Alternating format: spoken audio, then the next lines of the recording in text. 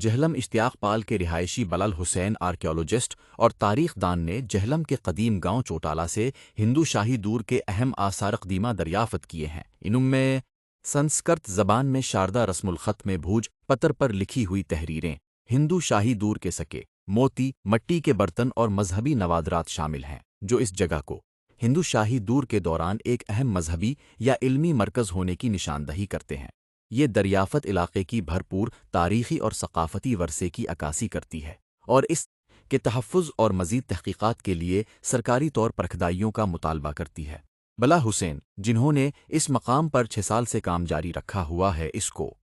Chautala manuscript کے نام سے منسوب کرنے کی تجویز پیش کر رہے ہیں اور چاہتے ہیں اس کو سرکاری طور پر ترجمہ اور محفوظ کیا جائے، جس سے اس خطے کے قدیم